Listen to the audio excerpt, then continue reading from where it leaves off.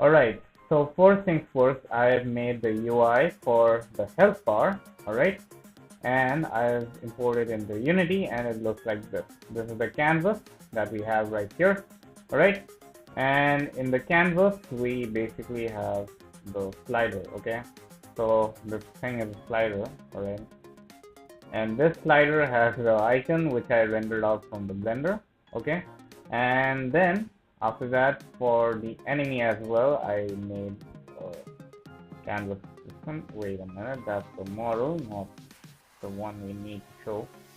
Yep, prefab. Alright, so this goblin right here also actually it doesn't have the helper system. I removed it, I kind of tried it, but there is one thing is that you can't have two canvases in one scene. So since this is a prefab and this one is a player object with the canvas, I can't actually implement it unless they're in the same scene already. Okay. Otherwise, I would have used world space, change it to world space, the canvas, and what that will do is basically allow me to have place the health bar over the goblin, but yeah, in this case I'm just gonna use a counter. Okay, let me see here, where did I put it? Okay, so like initially the goblin health is 10, right, and if it reduces to 0 then we destroy the game object. I tried it and it works, alright. And then the next thing I did was implement the goblin mirror script. So here I use a very complicated transitions, okay, and it has a lot of build functionalities, alright, but yeah, it kind of works. And yeah, so first and foremost, let me just show you if I play the game.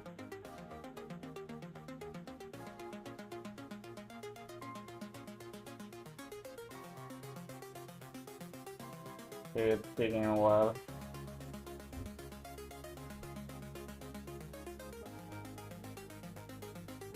Okay, the scene loaded, and now if I look over here, the goblin is at idle state because it's out of the range. So I have a range functionality here, attack range and chase range, okay, and if it's out of those ranges it will by default be not chasing, alright, which is a good thing. We don't want it to chase when I'm out of bounds, and if I come close to it you'll see that it will switch to chase mode. Here we go. Oh boy, it's chasing me. Okay, I think I should increase the chase actually, the chase range, okay, because it was about that. And if I'm out of range again, it goes back to idle because the is run bull value becomes false. Alright. Now if I go ahead and actually kill it with all these barrages of spell attacks, it will destroy. Right? Got destroyed. Right? Oh boy. The functionality isn't too good, is it? But yeah. Wait a minute. Why is my character like this? Okay, I think I need to do a little bit more fixing for the third person movement. But anyways, that's really about it. And as you can see, if it gets close to me, it's gonna show this. Wait a minute, let me just see what the heck is going on with the player, because it's floating about, which is totally a wrong thing, Okay, I think I need to make it as a constraint. Okay, so I'm gonna fix that. But anyway, I'm gonna go ahead and add the terrain and procedural generation. Alright. Okay, so I was making the goblin animation as well as the health person, right? So it was working for the goblin. But what about the player? Well, for the player, I have to modify the script a little bit. Okay. Okay. okay, I was playing around with the noise values actually, but wait, let's show you the script.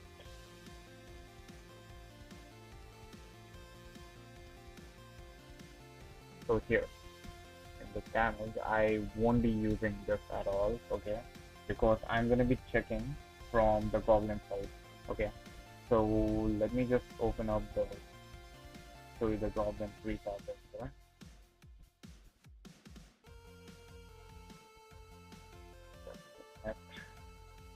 Okay, so I went ahead and deleted the mage damage script, and now over here in the goblin side, I open up my bad, that was not the prefab.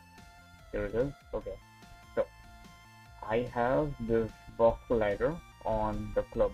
Okay, so this club has the box collider which will hit the player. Alright, so for checking if it hits the player, I am using, or I need to make sure that one of the objects, either the player or either the club, has the rigid body component, and I can set it to its kinematic so that it doesn't interfere or doesn't get influenced by these values like mass, drag, and gravity. Alright, so it just needs to have the rigid body component, and with its kinematic on, I can go ahead and go over to player, and here in the detector I have, since I added the rigid body component here as well, and well, no matter, it will do the same thing, but I add the mage health over here. Why? Because if I go over to the goblin mirror script, I made it so that, no, not the goblin mirror, the goblin damage, I guess. Okay, so we are using the character controller component, right? So the character controller component doesn't actually have a box collider, even though it's showing, right, a capsule collider, doesn't have the edge trigger functionality. Okay, so what do I have to do? Well, we can use the uncontroller collider head. I'm not sure if it works, but for backup, I went ahead and checked for the on trigger enter clear tag, and over here in the detector I have it tagged clear. Okay, so I gave it the capsule collider component as well as the body. Okay, and this way I can get the mage health script from mage health reference from here. So I'm getting the reference from here. Okay, it's a pretty useful functionality to game object of find object tag clear. Okay, this way you can find any object in scene if you're using a prefab, if you're changing something from prefab to the perspective, and then getting the component that you need, and with that we can change the health. Okay, now I remember setting the mage health, or the health of the player, to static, right? But I actually changed it, so it's no longer static. Before it was public static load, then that would mean that I call it from the mage health using the class name itself. But the issue with that is that it's gonna change the class's value and not the player's value attached to it. Okay, it makes sense. We use static variables when we want to publicly change something in the scene and not something that's related to the object. Okay, so we have it set to non-static and have it public, and then we update the health value. Okay, so let's go ahead and show you. So I hit play. Okay, I went ahead and changed the layer as well. Okay, because I kind of like the sun there instead of the plane. Alright, no offense, but yeah, I know there was no point of post processing, but hey, okay, it's gonna detect me and gonna hit trick.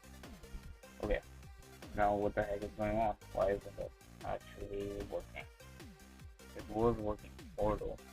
Okay, there is one more thing that we have to mention. Okay, so over here, right, you see this right here, apply root motion. This thing right here, you need to disable it. Okay, if you do not do that, okay, I'm gonna show you right here. If you have it enabled, okay, what it's gonna do, it's gonna, if I were to jump, keep jumping, moving around, you'll see that the player's perspective has changed a little. Okay, why? Well, let me show you right here. If I go over to player, select player, and press F to focus on it, then if you see over here, the collision or the character controller collider and the detector. Okay, this is the detector, and the character controllers one is over here. That means it's shifted up, right? Which is the wrong thing. And the detector is a little bit far back. That means it won't be able to detect it. So to fix this issue, what do? Well, you go over to Mage and turn off apply root mode. What that's gonna do is basically, basically disable root. I'm not very familiar with it, but you need to do that. Okay, I saw it on one of the Q&As of Unity website, and I figured it out. But if you disable it, right, you'll see a much better and much smoother flow of the game. So yeah, now if you jump, right, it goes back to the correct position, which is good, and which is something we want. Alright, now if I get detected by the goblin, and okay, it's not hitting me.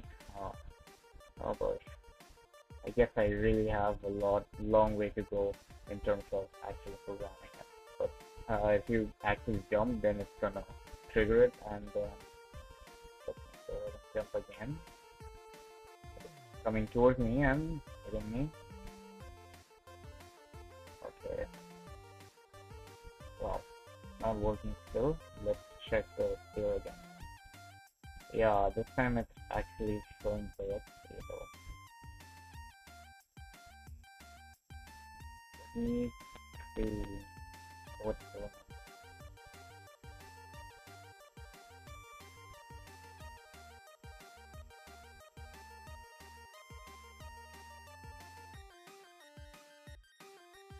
See, it's not actually updating. I'm actually printing the values over here. Oh, what's going on here? Goblin, refresh. Okay, okay.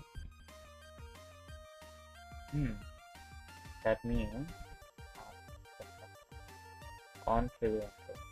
Oh, wait a minute. Why the heck did I put it as a child object? Okay, I shouldn't have done that. Okay, don't make this guy a child of her. Yeah, I made the mistake over here. I think it should work now.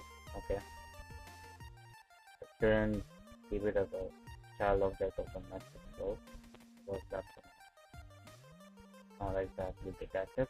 But now, if I go, okay, oh well, still showing error. Okay, I can, come on, go the error.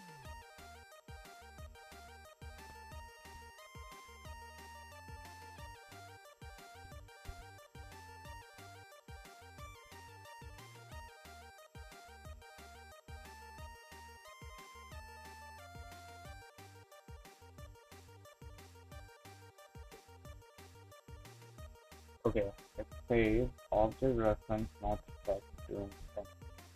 Ooh, okay, there's a problem with the trigger function. Trigger object reference not set to object reference. Okay, let me check this out. Okay, I think I get the issue. you see here, the detector has the clear tag. Okay. This guy also has clear tag. I think I should change it. Untag it. Let me try it again. Okay. Because what it's gonna do, because I had that as backup, right? Because I was not sure if the character controller on it actually works. So that's what I had done. But if I do it this way, so this thing, yes, here it is. Okay. Now what was the fix right here? It's pretty simple actually. Before I had two objects with the clear tag, and that's what causing the issue. Okay. Now what was the issue? Over here I don't have the Mage health component. That's why it was for showing that error that it can't find that component.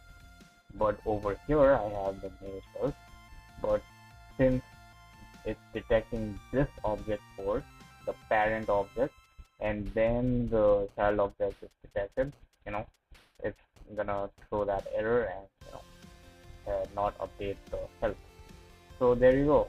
That's how you actually fix the issue. I'm glad it worked out though.